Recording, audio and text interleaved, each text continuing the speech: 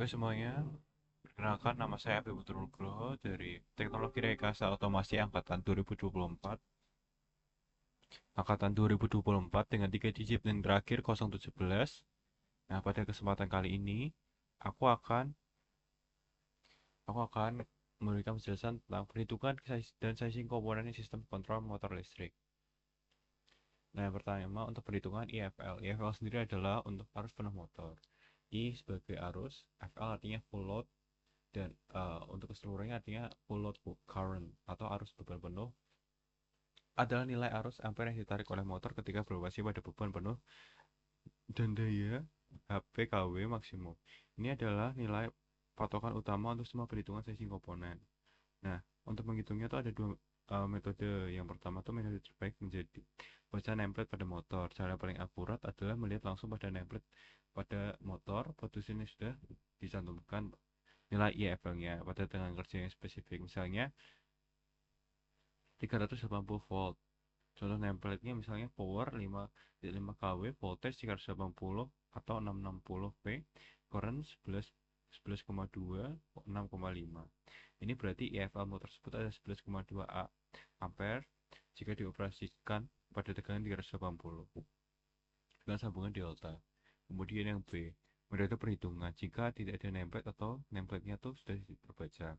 Kita bisa menggunakan rumus daya P sama dengan akar 3 dikalikan V kalikan I FL kalikan cos theta kalikan N. Maka rumus untuk IFL adalah IFL sama dengan P per akar 3 kalikan V kalikan cos theta kalikan N, di mana P adalah daya motor gawat, V yaitu tegangan antar fasa atau VLL line to line, kemudian akar 3 nilainya, kemudian cos theta atau faktor theta atau faktor jika tidak tahu diketahui gunakan estimasi umumnya atau biasanya itu 0,85, kemudian N itu efisiensi motor jika tidak diketahui estimasi umumnya itu 0,88. Nah, untuk perhitungannya sendiri misal motor 5,5 kW dengan 380 volt, maka asumsinya cos theta sama dengan 0,85 dan N sama dengan 0,88. Maka P perhitungan seperti ini, tahu daya 5500 watt dan IFL diketahui nilainya 11,19 ampere. Nah, nilai ini sangat dekat dengan contoh template 11,2 ampere. Nah, untuk pemilihan komponen selanjutnya. Contoh pemilihan komponen MCB, kabel, kontaktor, dan overload relay. Nah, pada kali ini kita akan menggunakan motor 5,5 kW dengan IFL 11,2 ampere dengan rangkaian DOL, direct on line. A. Thermal overload relay atau TOR. Fungsinya untuk melindungi motor dari kerusakan akibat beban yang berlebih dalam. Kemudian sizingnya itu rating arus TOR ya, harus sama dengan IFL. Aturan ITOR sama dengan IFL. Contohnya IFL 11,2, maka tornya itu mencakup rentang 11,2, misalnya tor dengan rentang 11 sampai 13 ampere. Dan atur setting dianya tepat di 11,2. Kemudian kontaktor. Gunanya kontaktor ini ada sebagai saklar yang utama yang menyambung dan memutus aliran daya ke motor. Sehingga harus berdasarkan rating AC 3 untuk motor industri dan nilainya harus sedikit di atas FL. Contohnya I kontaktor lebih besar sama dengan IFL. Contohnya IFL sama dengan 11,2 ampere, rating kontaktor standar di pasaran adalah 9 ampere, 12 ampere, 18 ampere. Kita dapat memilih yang di atas 11,2 ampere, yaitu bisa 12 atau 18. Nah, di sini punya kontaktor 12 ampere, 3 pasang. Kemudian untuk MCB, miniatur circuit breaker. Fungsinya untuk melindungi kabel dan sirkuit dari overload. Overload apa beban lebih dan short circuit atau hubungan singkat atau korsleting. MCB tidak melindungi dari motor. Itu tugas dari TOR. Nah, selanjutnya harus cukup tinggi untuk menahan arus start dari motor atau inrush current, biasanya itu peak dari awal arusnya, tapi tetap melindungi kabel. Nah, aturannya IMCB itu lebih besar sama dengan 125% dikalikan IFL, jadi 1,25 dikalikan IFL. Contohnya 1,25 dikalikan 11,2, maka untuk rangkaian ini pada motor 3 fasa tersebut dengan IFL 11,2 harus mempunyai kontaktor dengan nilai 14 ampere. Nah, rating MCB standar adalah 10 ampere, 16 ampere, 20 ampere. Kita harus memilih yang di atas 14 ampere, otomatis 16 ampere. Nah, gunakan MCB tipe C atau D, kurva C atau D yang dirancang untuk beban motor memiliki toleransi lebih tinggi terhadap arus start atau induce current. Kemudian untuk kabel sendiri, fungsinya untuk mengantarkan arus dari sumber ke motor. Isinya kapasitas antar arus KA kabel harus lebih besar daripada rating MCB yang melindunginya. Aturannya KHA kabel lebih besar sama dengan IMCB. Contoh MCB kita adalah 16 ampere, maka kita perlu kabel dengan KHA di atas 16 ampere. Berdasarkan tabel KHA, misal Puil atau yang dimiliki Indonesia, kabel dibuka NIY atau NIM berukuran 2,5 mm per mm umumnya memiliki KHA sebesar sekitar 20 ampere sampai 27 ampere, tergantung instalasi yang aman untuk MCB 16 ampere. Nah, ringkasan sizingnya tool 5.5 kW dengan IFL 11,2 ampere, dengan torque di setting 11,2 ampere, pairing range dari 9 sampai 13, kemudian kontaktor 12 ampere, AC 3 fase, MCB-nya 16 ampere, dan kabel 2,5 mm persegi. Kemudian sizing komponen untuk rangkaian start delta. Ini untuk rangkaian start delta ya teman-teman.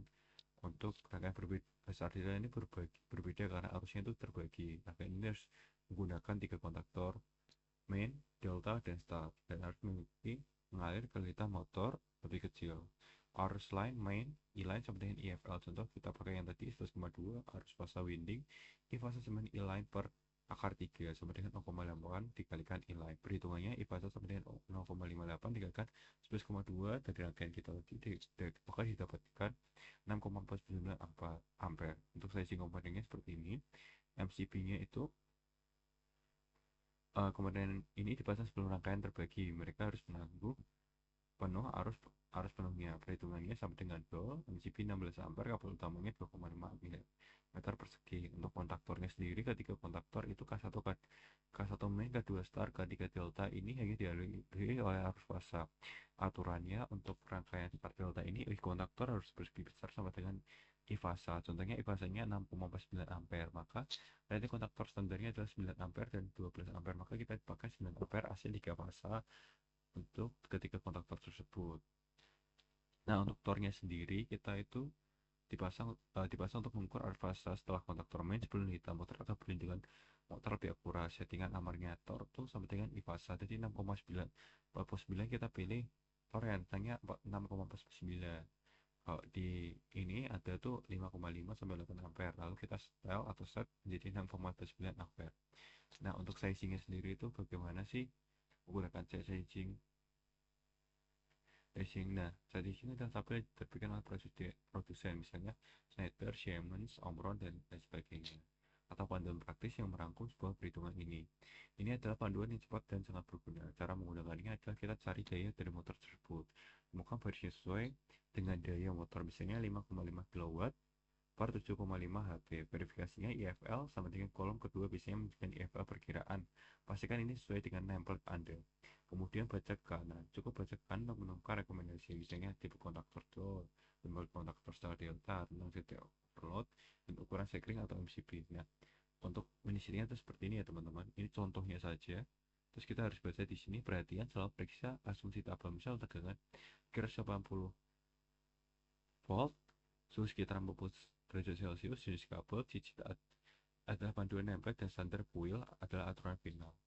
Jadi kita harus juga cek di biasanya itu ada suhu-suhunya, karena kan untuk suhu mengaruh juga ya teman. Jadi kita harus sering-sering harus teliti lah kalau nggak gadget, dan harus mengikuti standar yang ada. Nah, untuk kesimpulannya sendiri, kesimpulan dari penjelasan kali ini tuh untuk mendesain tuh sizing komponen ada proses sistematis yang dimulai dari nilai satu nilai kunci IFL. Setiap komponen memiliki fungsi perlindungan atau switching yang berbeda, dan ukurannya harus dikoordinasikan untuk memastikan sistem yang aman, andal, dan efisien. Tip desain yang pertama, utamakan template. Selalu gunakan IFL dari template motor. Jangan hanya menggunakan rumus atau aturan dua kali. KW kadang tuh kayak kita tuh ngeremehin. Jadi karena kita mau cari aman, maka nilainya tuh kita bisa kalikan 2 dari KW-nya. Tapi sebenarnya yang paling baik itu kita bisa lihat dari template-nya yang sudah ada. Jika tidak ada, baru kita bisa lihat perhitungan. Nah, kemudian kita harus memahami fungsi dari komponen-komponen yang ada, misal tor, MCB, sekring itu gunanya buat apa. Kemudian koordinasi selektivitas. Nah, kita tuh harus pastiin urutan proteksinya itu benar. Misalnya tor itu harus lebih kecil dari arus MCB, MCB itu harus lebih kecil dari kabel.